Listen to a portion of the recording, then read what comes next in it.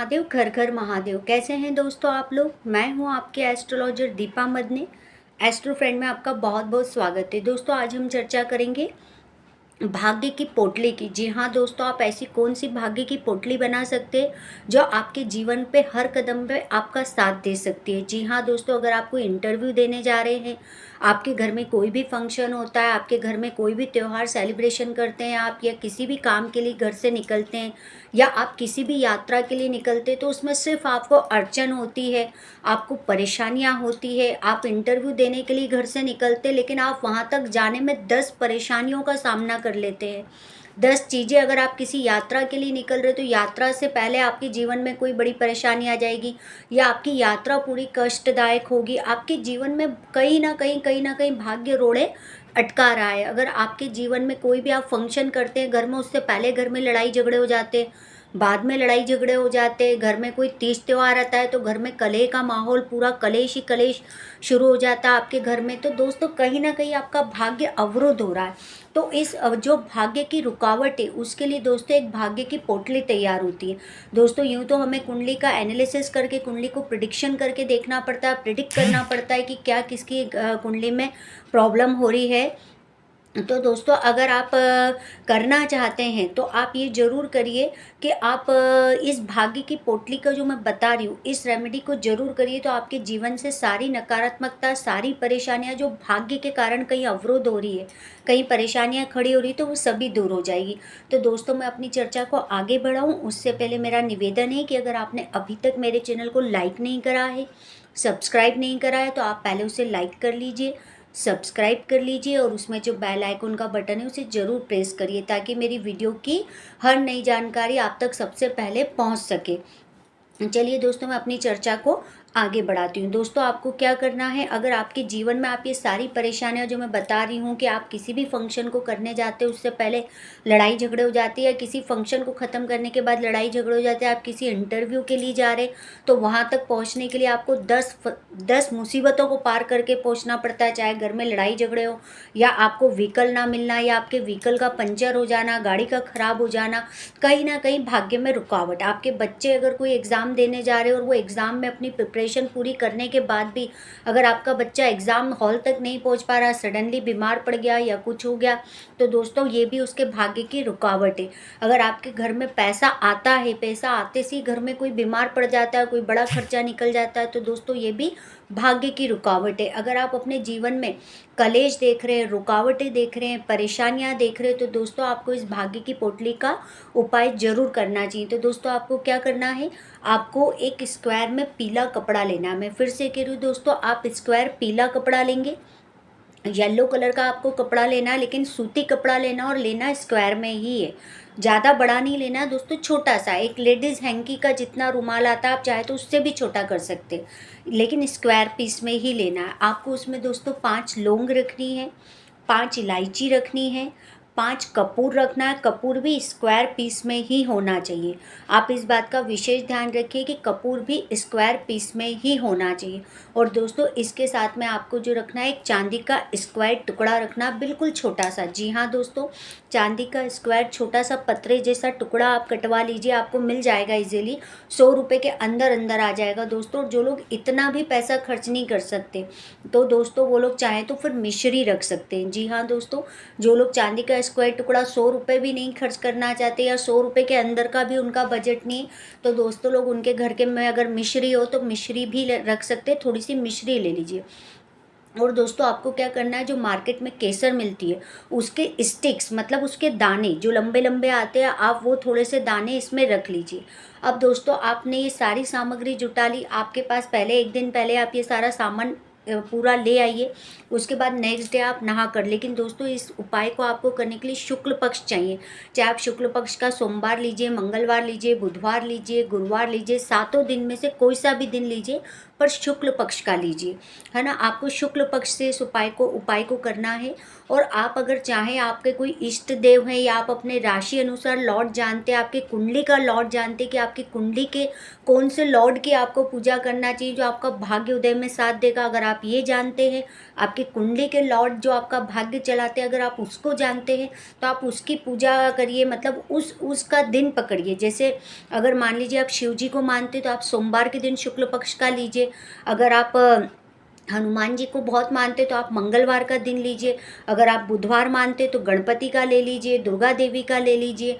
अगर आप गुरुवार मानते तो विष्णु भगवान का ले लीजिए, शुक्रवार लक्ष्मी जी का ले लीजिए। कहने का मतलब ये है कि आप जिस किसी भी लॉर्ड को मानते हैं, अगर आप अपनी भाग्य की कुंडली का आप भाग्य कुंडली के लिए अगर आप अपनी कुंडली का लॉर्ड जानते हैं कि आपकी कुंडली में कौन से लॉर्ड की आपको पूजा करनी है, तो आप उसकी पूजा करिए, उस दिन इस उपाय को करिए। और नहीं जानते तो कोई ज़रूरत नहीं दोस्तों इतना दिमाग लगाने की, क्योंकि आपकी कुंडली का ये जो मैं उपाय बता रही हूँ, अगर आप जानते हैं तो ठीक, नहीं भी जानते तो बिल्कुल परेशान मत होइए।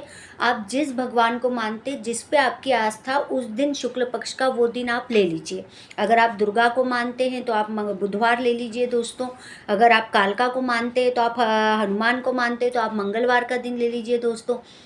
तो अब आपको क्या करना है, ये तो समझ में आ गया कि आपको दिन कौन सा लेना है, लेकिन लेना शुक्ल पक्ष का है। आप अपने हिसाब से कोई भी दिन ले लीजिए। आपने मंदिर में वो स्क्वायर कपड़ा बिछाया, उसके ऊपर दोस्तों आपने क्या करना है, आपने उसके ऊपर ये 5 लौंग, 5 इलायची, 5 कपूर, और दोस्तों उसमें चांदी का जो मैंने स्क्वायर पीस बोला, या तो आप वो रखेंगे या आप थोड़ी सी मिश्री रख देंगे, और दोस्तों थोड़े से केसर के स्टिक, मतलब केसर के दाने रख देंगे।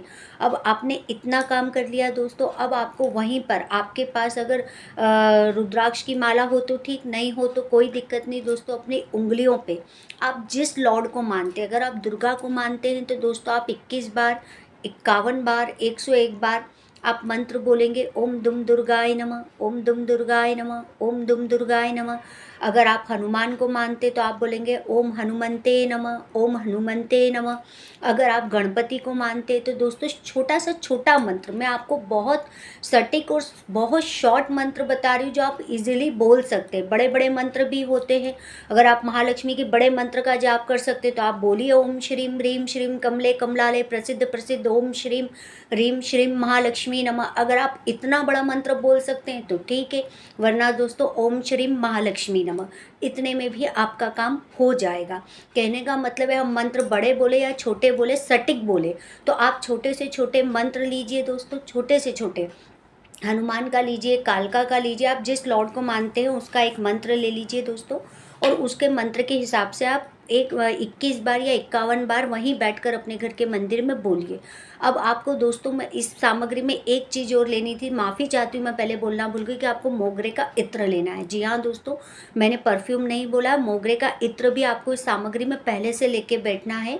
आपको क्या करना है, जब आप ये पूरा मंत्र जाप कर ले तो उस मोगरे के इत्र की बॉटल को खोलिए और इस पूरी सामग्री पे आप मोगरे के इत्र को डाल दीजिए। उसके बाद दोस्तों आप इसको फोल्ड करेंगे। मैंने कहा इसकी पोटली नहीं बांधना है। आपने जो ये बनाया है, जो इस स्क्वायर छोटे से सूती कपड़े के ऊपर, पीले के ऊपर सामग्री रखी है, इसको आप इस तरीके से फोल्ड करिए कि एक स्क्वायर पीस बन जाए, स्क्वायर थैली बन जाए। आप इसकी फोल्ड इस तरीके से करेंगे, व्यवस्थित घड़ी करेंगे, छोटी से छोटी घड़ी करेंगे। मैंने पहले ही कहा था कि सामग्री बहुत बड़ी नहीं है, हमें बहुत बड़े कपड़े की ज़रूरत नहीं।